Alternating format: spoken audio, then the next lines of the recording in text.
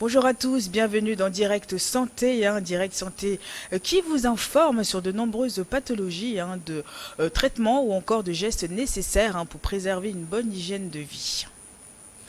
Les addictions sont des pathologies cérébrales définies par une dépendance à une substance ou une activité avec des conséquences délétères. Donc les addictions aux dépendances, c'est l'envie répétée et irrésistible de faire ou de consommer quelque chose en dépit de la motivation et des efforts du sujet pour s'y soustraire. Donc il existe les addictions pour tout, ce qui permet de donner du plaisir, comme l'alcool, la drogue, les jeux, l'argent, les jeux vidéo, pardon, l'argent, la pornographie, la nourriture et les achats, le shopping. Donc, malgré les conséquences aiguës, l'abus et de perte de sa liberté d'action dégrade et nuit à la santé. Donc, comprendre l'addiction, cette pathologie qui se repose sur la consommation répétée d'un produit, nous ferons le point dans un instant avec Dr Salifou Salio, médecin commandant psychiatre et médecin-chef de l'hôpital psychiatrie de Zébé. Et puis, je suis accompagnée également de Dr Fessal, qui nous a manqué, Ouais. qui nous a bien manqué. Et puis, en deuxième partie de l'émission, nous répondrons bien évidemment à vos questions que vous nous avez envoyées sur notre numéro WhatsApp, le plus 228 79 84 27 52. Docteur Salio, comment allez-vous? Je vais bien, merci. Et vous? Très très bien. D'accord. Plaisir de vous revoir Après un long moment. après un long moment. Voilà. Idem pour Docteur Fessal, comment ça va? Ça va très bien. Très très bien. Très bien. Ça se passe très bien. Ça va. On C'est un gère. plaisir de vous retrouver également. Mais Ça oui, fait complètement, vraiment plaisir. complètement. Bon, aujourd'hui, on va parler de tout ce qui est addiction. Donc, c'est large et c'est long. Il y a énormément de choses à dire puisque, bon, ça touche un peu de tout, que ce soit l'alcool, le tabac, les jeux vidéo, l'argent, tout ça. Mais déjà, docteur, expliquez-nous, c'est quoi une addiction, s'il vous plaît?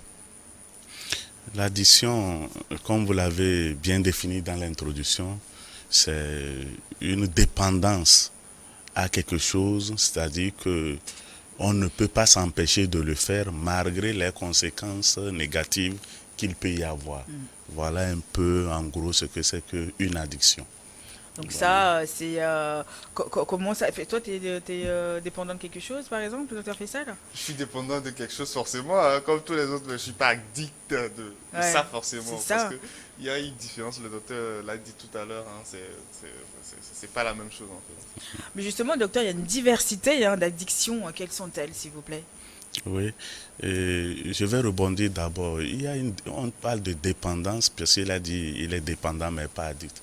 La dépendance, c'est la perte de liberté face à quelque chose. Et c'est ça l'addiction. La Si, perte de liberté de face à quelque liberté chose. face à quelque chose. C'est-à-dire? Si par exemple vous êtes consommateur d'une substance et que vous n'êtes plus libre d'arrêter Hmm. ou pas, vous n'êtes plus libre de faire le choix de consommer ou de ne pas consommer, c'est que vous êtes addict.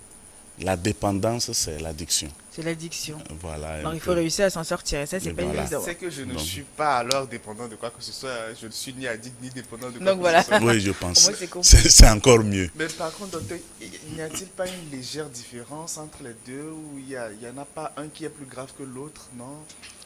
La Non, dépendance et l'addiction. non, l'addiction, c'est-à-dire l'addiction se définit par la dépendance. On ne peut pas définir l'addiction sans parler de dépendance, sans parler de perte de liberté. Hmm.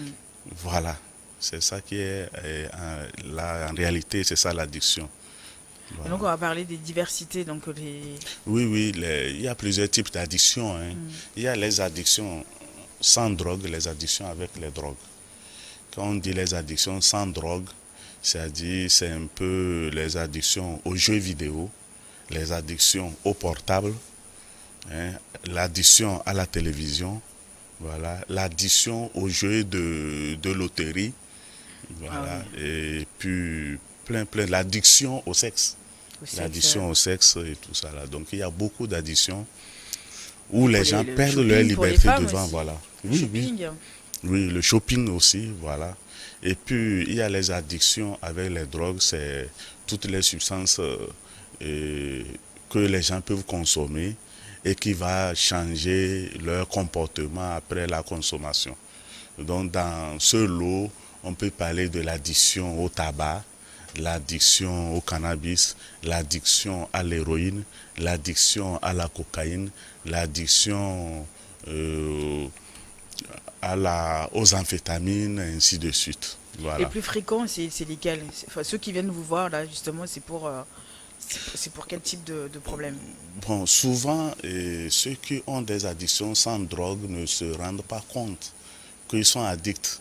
Surtout si l'objet qui fait objet d'addiction est présent, et ils ne se rendent même pas compte qu'ils ont perdu la liberté face à cet objet. Voilà, donc c'est des gens qui vont venir rarement.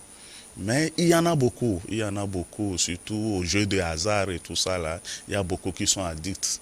C'est-à-dire qu'il y en a, quand il se réveille, s'il n'a pas joué à un jeu de hasard, il n'est pas bien dans sa peau. Il se sent malade. Il peut aller jusqu'à escroquer des gens pour gagner de l'argent, pour aller le dépenser dans le jeu de hasard. Voilà. Et surtout Maintenant, qu'ils gagnent pas forcément, quoi. il ne gagne pas, mais bon, voilà, c'est ça. En fait, c'est le fait de jouer qui lui procure le plaisir. Oui. Ce n'est pas ce qu'il va gagner. Ça fait qu'il y a des gens qui vont perdre des millions en une seule journée dans un casino. Mais tant qu'il joue et qu'il tire sur la manette et ça sonne, ça lui procure du plaisir. Voilà. C'est fou, ça, quand même. J'ai déjà vu une dame qui dépensait plus de 3 millions chaque soir dans un casino. Oh là là. Elle ne gagne pas, mais Elle et continue. quand elle se réveille et qu'elle ne joue pas, c'est un problème. Voilà. Donc il y a cette addition, mais c'est des gens qui viennent quand même rarement nous voir parce qu'ils ne se rendent pas compte qu'ils ont un problème. Maintenant, ceux qui viennent généralement, c'est des gens qui sont addicts à l'alcool. À l'alcool. Dans nos milieux, ils viennent quand même beaucoup, addicts à l'alcool, ils viennent. Et puis les gens qui sont addicts au cannabis, à la cocaïne, à l'héroïne, ils ne viennent pas d'eux-mêmes, c'est leur famille qui les pousse à venir à l'hôpital parce que après ces consommations, c'est qu'il y a plein de dégâts à la maison. Voilà un Ouais, c'est peu. pas bon pour la société, surtout, hein. Il faut quand même également qu'ils puissent prendre conscience, et très chers téléspectateurs, parce que vous n'allez pas. Il faudrait quand même que vous sachiez que ça n'est pas bien pour vous. Faut que vous décidiez de consulter vous-même. Il ne faut pas toujours que ce soit une tierce personne autour de vous qui va quand même vous amener. Il faut que vous décidez et que vous sachiez que ça ne va pas. Voilà. Ouais, c'est ça. C'est très important. Mais justement, à quel moment arrive la phase de recherche de plaisir? Parce que ça commence par quelque chose, hein. Oui, la phase de recherche de plaisir, c'est au début de la consommation d'une substance, par exemple. C'est-à-dire qu'on le consomme entre amis, à la recherche du plaisir, à la recherche de la compagnie. Mais quand on devient, en ce moment, ce n'est pas encore une addiction, c'est occasionnel. Oui. Quand on devient addict, on ne le consomme pas pour rechercher un plaisir, mais pour supprimer les effets du manque du produit. Parce qu'on est devenu dépendant. Sans ça, on est mal dans la peau. Si c'est des addictions qui donnent une dépendance physique, c'est qu'on va avoir des douleurs atroces dans le corps, on va avoir des maux de tête atroces. Et en ce moment, on prend juste le produit pour calmer cela. On n'est plus à la recherche de plaisir. Voilà un peu. Et donc, au fur et à résumé. mesure, quand on n'est pas bien quand ils sont pas bien dans leur peau, et rebelote. Ça Exactement, consomme, ça consomme. exactement. C'est comme par exemple ceux qui prennent du tramadol. Il y a beaucoup de conducteurs de taxi-moto qui prennent du tramadol. Au début, ils le prenaient juste parce que ça leur donne l'énergie qu'il faut pour travailler longtemps et gagner beaucoup. Mais après, quand ils deviennent dépendants, dès qu'ils ne le prennent pas, ils ont mal partout dans le corps et ils ne peuvent même plus conduire la moto. Ils sont cloués au lit.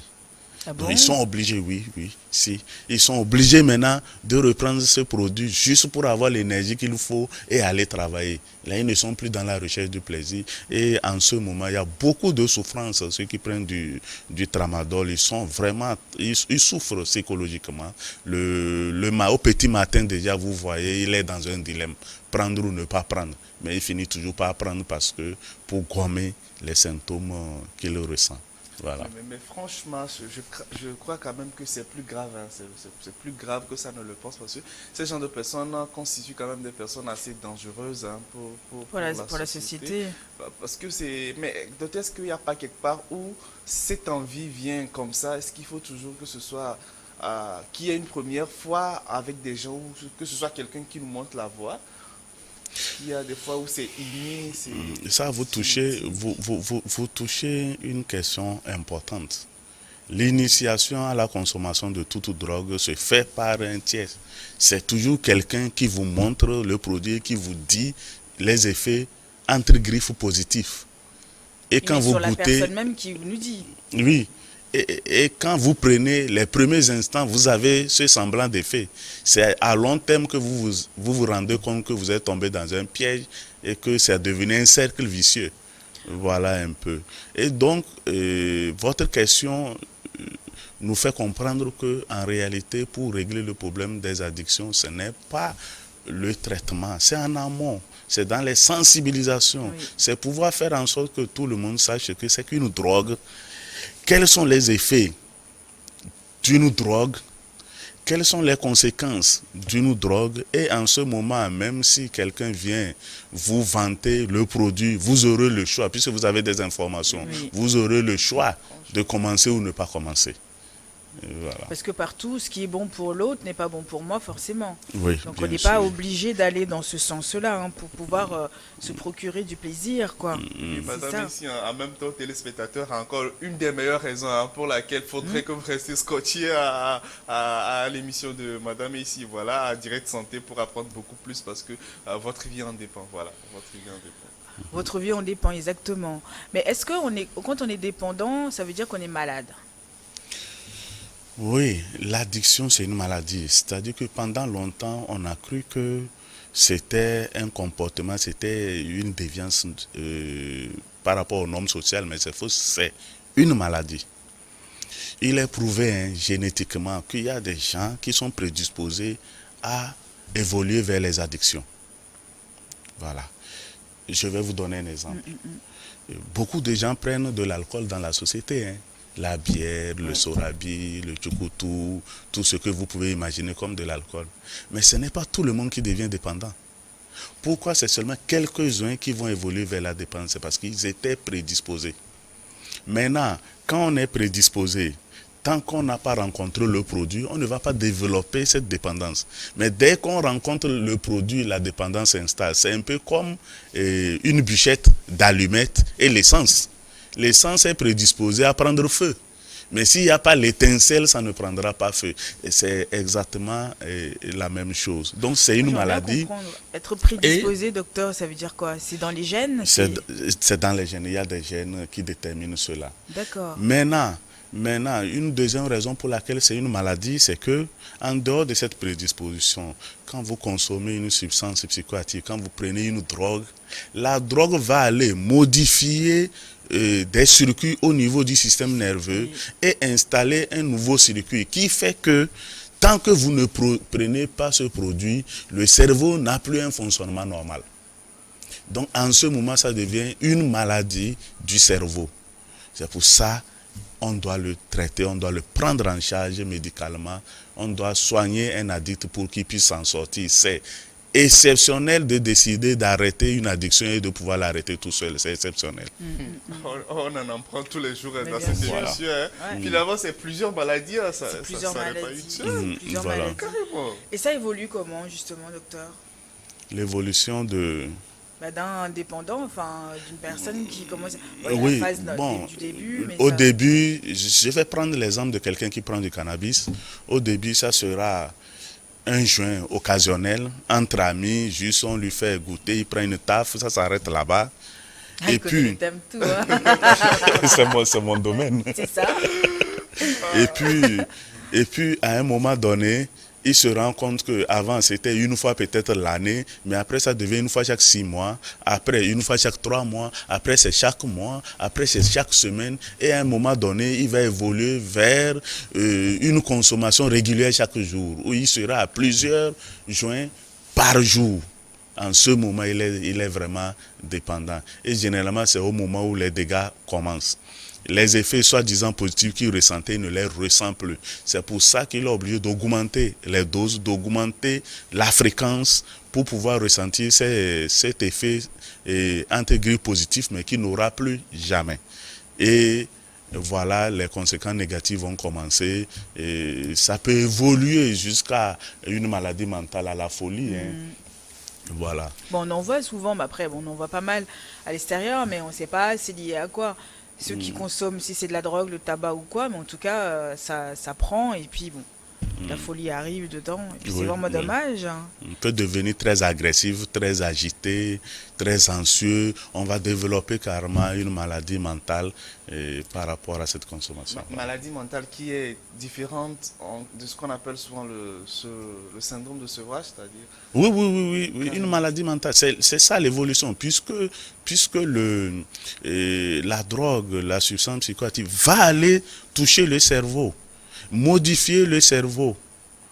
Et donc, un cerveau qui est modifié ne peut plus fonctionner comme un cerveau normal, vous comprenez. En ce moment qu'il y aura plein de symptômes de maladies mentales, il y a plusieurs maladies qu'on peut développer. Généralement, ceux qui nous viennent à l'hôpital viennent déjà à ce stade. Ils viennent quand ils ont des hallucinations, ils entendent des voix, ou ils voient des choses bizarres, ou ils sont agressifs, ils sont nerveux. C'est dans ça ils viennent, et souvent avec un déni. Malgré cet état, il va venir, il va vous dire qu'il ne consomme rien, ou carrément il va reconnaître qu'il consomme, mais que ce n'est pas le produit qui lui donne cet effet, c'est autre chose. Oui. C'est l'envoûtement, c'est la sorcellerie, c'est la médisance des gens qui est à la base de ce qui lui arrive. Ce n'est pas le produit, sinon pour lui le produit ne donne pas ses effets. Souvent les gens arrivent à cet état. Et nous avons l'obligation quand même progressivement en hospitalisation de leur faire comprendre que ce qu'ils ressentent, ce qu'ils vivent a un lien avec ce qu'ils consomment. Voilà. Pour eux, c'est tout à fait normal en tout cas. Et l'ennemi n'est jamais loin. C'est ça, c'est ça. Écoutez, on marque un temps de pause, on revient juste après les informations. Restez avec nous. Voilà.